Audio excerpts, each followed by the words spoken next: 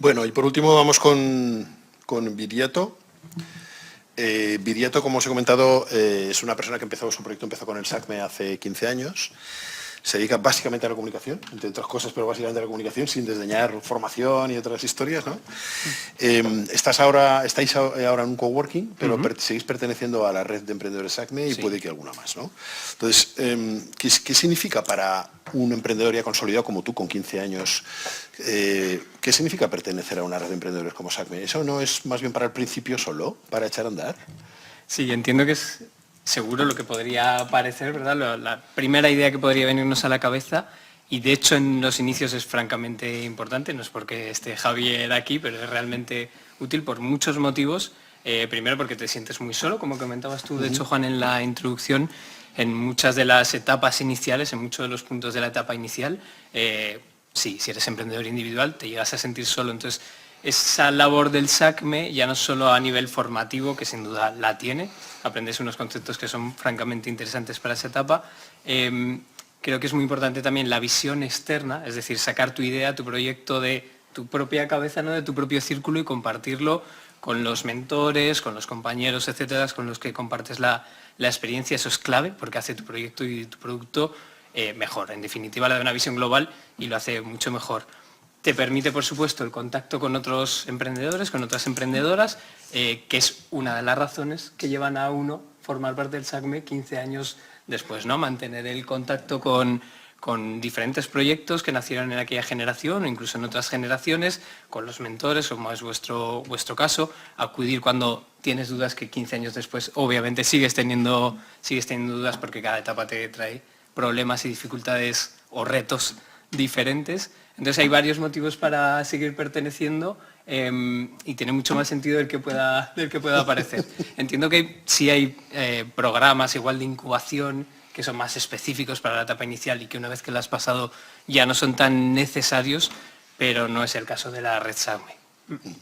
Digamos que el SACME puede hacer una red más tipo red de apoyo psicológico, por decirlo así, también, ¿no? Aparte de dotación de conocimientos y de ayuda. También, por supuesto. De hecho, me he olvidado de comentar un factor que creo que es clave, y es el hecho de que en el SACME, desde luego hay seguro, ven a la persona que hay detrás del emprendimiento más allá del número, ¿no? De expediente o sea, ven a la persona y te tratan como tal, y eso es fundamental, porque crea esos lazos humanos que podemos seguro hablar de ello, que son tan importantes en el ámbito del emprendimiento, ¿no? Detrás de la fachada, detrás de lo profesional, también hay ciertos aspectos que son francamente importantes.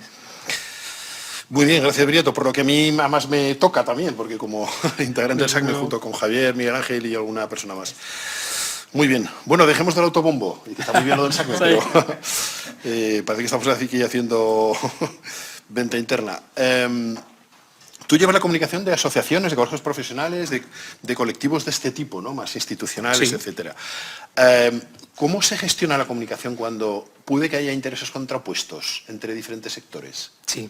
Una de las dificultades obvias dentro de la comunicación de un agente, de una entidad, de una institución de este tipo, es precisamente eso, ¿no? Llegar a comunicar representando a todos los colegiados, a todos los asociados, etcétera. No es una tarea sencilla. Hemos vivido recientemente un ejemplo que yo creo que lo ilustra bien, por lo menos en mi experiencia profesional, que fue la etapa COVID. Fue una etapa donde este tipo de colectivos sufrieron severas dificultades. En unos casos porque fueron declarados colectivos esenciales, que me pasó, y por lo tanto tenían que ir al trabajo en unas condiciones muy particulares, con factores de muchas clases, y por contra los que no fueron declarados esenciales y tuvieron incluso que cesar su actividad, ¿no? Fueron momentos de muchos nervios, de mucha dificultad. Ahí la labor del Departamento de Comunicación, siempre pienso, que es la que traté de ejercer, que es aportar la dosis necesaria de tranquilidad, ¿no? En esas etapas, en esos momentos de que los hay de crisis, sea COVID o sea otros momentos que ha podido haber, aportar esa dosis de tranquilidad, que, poniendo un ejemplo, es la diferencia entre mandar un mail o un WhatsApp en caliente, ¿no? O mandarlo 2 días después cuando lo has madurado todo. Eso, llevado al ámbito profesional, es fundamental, porque los mensajes, si no, pueden ser muy equivocados, pueden no representar a todo el colectivo en la línea de lo que estábamos hablando, etcétera. Hay claves también, para ser honesto, que son fundamentales. la junta directiva o junta de gobierno de la entidad que sea es fundamental. La labor que hagan, la labor de tu presidenta, presidente superior, como queramos denominarlo, también es fundamental. El trabajo de comunicación es un trabajo de confianza, básicamente de confianza. Entonces, ese entendimiento entre el responsable de comunicación y el superior a la superiora es clave para llegar a hacer que esos mensajes que decíamos lleguen de una manera efectiva. Y además, porque yo creo que hay dos factores clave, a la hora de conseguir que esos mensajes representen a todos los colegiados, a todos los asociados, y es hacerlo con inteligencia y hacerlo con generosidad. Es decir, si esa presidenta, presidente superior tiene esa inteligencia y esa generosidad, vas a conseguir que en determinadas etapas consigas mandar mensajes que representan a todo el colectivo, que sepa representar a todo el colectivo. Y adicionalmente, y por cerrar, Juan, luego hay mecanismos también, obviamente. Nosotros, por ejemplo, por poner un ejemplo concreto, en el Colegio de Gestores Administrativos de Aragón y La Rioja, una etapa fundamental dentro de su año es la campaña de la renta, obviamente. Entonces, es una etapa donde el colectivo pues, experimenta un trabajo de mucha intensidad, con todo lo que ello implica y demás. Ahí surgen muchas quejas, muchas solicitudes de mejora, etcétera, etcétera. Nosotros, por ejemplo, desde hace 5 años tenemos instaurada una herramienta que es muy sencillita, una especie de formulario, una especie de encuesta, a través de la cual a todos los colegiados se les hacen llegar una serie de cuestiones, ya no solo las técnicas, que también, por supuesto, sino incluso las internas, ¿no? A nivel de si ha sufrido estrés, por ejemplo, durante la campaña, por qué motivos, etcétera. Luego esos datos se tratan, ahí está la honestidad de cada uno, si los tratas bien vas a conseguir representar a todo el colectivo y a su vez esos datos finalmente se trasladan a los medios de comunicación en rueda de prensa. De los medios de comunicación acaban llegando a la ciudadanía, a la sociedad, que es lo que buscamos, y por lo tanto ese gran colectivo, digamos, acaba mandando los mensajes que necesitaba a la sociedad, que era el objetivo último. Con lo cual es difícil, y en ocasiones será muy difícil, pero se puede. Muy bien. Por esa razón de los mensajes calientes que decías que en algunas ocasiones... Sí. ¿Será por esa razón que casi todas las plataformas de mensajería y de mailing han puesto el botón de deshacer en 5 segundos por si acaso? Como el de programar no era suficiente, ¿no? Ahora han incorporado el de deshacer. Ha habido casos en la historia de la comunicación muy curiosos de mensajes enviados en caliente y que después...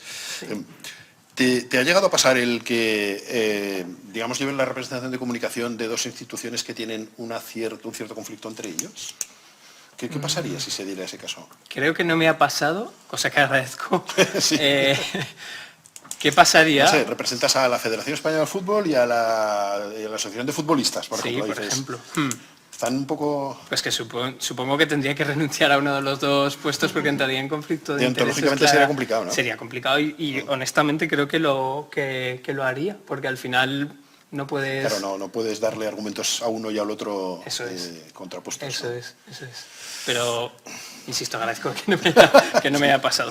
Desde luego. El ejemplo es el comunicado de ayer del secretario general de la ONU, ¿no? Su mensaje tan poco acertado que ha levantado tantas polémicas. Bueno, la verdad es que cuando entramos en los temas políticos y más los candentes, te puedes... Ahí sí que se merece la pena cuidar mucho el mensaje que se da para sin ser partista de uno de otro, ser más neutro.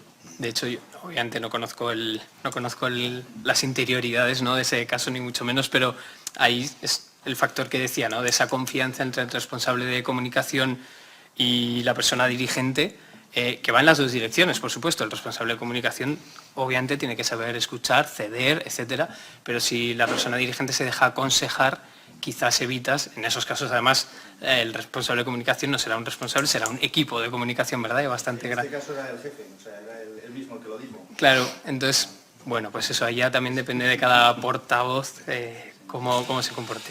Bueno, por último y brevemente, tengo la sensación de que vas a estar el 8 de noviembre en Jaca, ¿no? En unas jornadas de EREA, de la Fundación Aragón Emprende, dedicadas a comunicación, marketing, redes y mujer.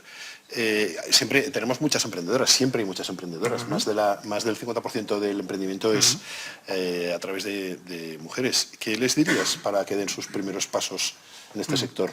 De hecho, en el sector de la comunicación, no tengo el dato, pero estoy seguro de que hay muchas más emprendedoras que emprendedores. Me resulta muy complicado ponerme en la posición de dar consejo a nadie, pero sí voy a tirar varias reflexiones rápidamente, por si alguna de ellas puede servir. Había apuntado varias, pero voy a lo esencial.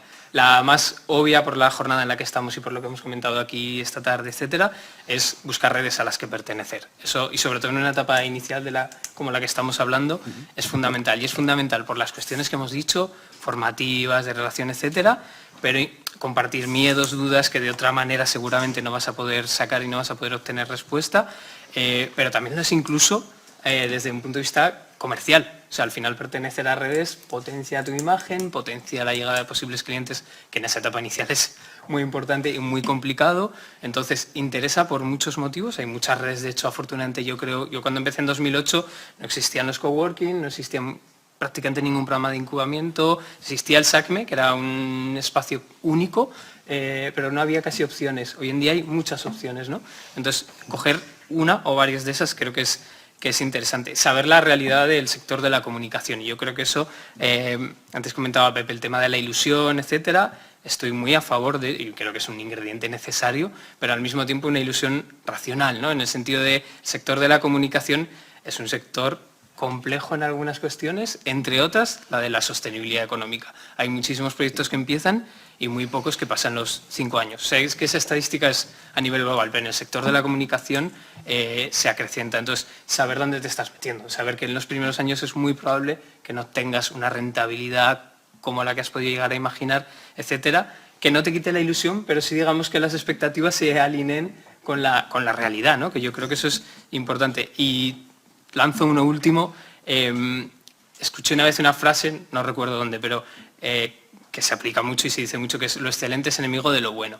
Y yo creo que en la etapa inicial del emprendimiento tendemos a pecar de esto. Por una parte, en labores internas, o sea, voy a poner un ejemplo, retocas tu web 25 millones de veces hasta que crees que está bien, cuando seguramente acabas de invertir un tiempo que necesitabas para otras cuestiones, ¿no? Mucho más importantes. Entonces, no ir a por eso excelente, quedarte en lo bueno, y lo mismo, y sé que al inicio es diferente porque hay muchos miedos a no conseguir clientes o a perderlos, etcétera, etcétera, pero lo mismo también con el producto. Al final, si tú vendes un producto a una tarifa X, no entregues algo excelente muy por encima de esa tarifa, porque entonces estás, no sé cómo decirlo, pero estás golpeando directamente contra tu sostenibilidad, ¿no? Suena fácil decirlo y sé que es más complejo hacerlo, pero es verdad que esa frase hay que tenerla bien presente, porque creo que tendemos, el emprendedor se enamora de su idea, nos enamoramos de nuestra idea. Esto va un poco en la línea también del lean management, ¿no? De sacar un producto cuanto antes, es decir, no pierdas excesivo tiempo en desarrollarlo, también, pruébalo. Que también es algo que nos cuesta, yo en primera persona, eso nos cuesta muchísimo, o sea, porque al final no te atreves, porque si saco esa primera versión siempre vienen esas preguntas, ¿no? ¿Qué van a pensar o qué imagen voy a dar, etcétera, etcétera? Pero en el fondo, desde un punto de vista práctico, es importante. Y luego, esa ilusión hay que mezclarla con el Excel, ¿no? O sea, al final, cuando llevas X tiempo, los números tienen que cuadrar. Y esos primeros años, de hecho, ahí está gran parte de la dificultad, con lo cual esa mezcla entre caminos creo que es importante.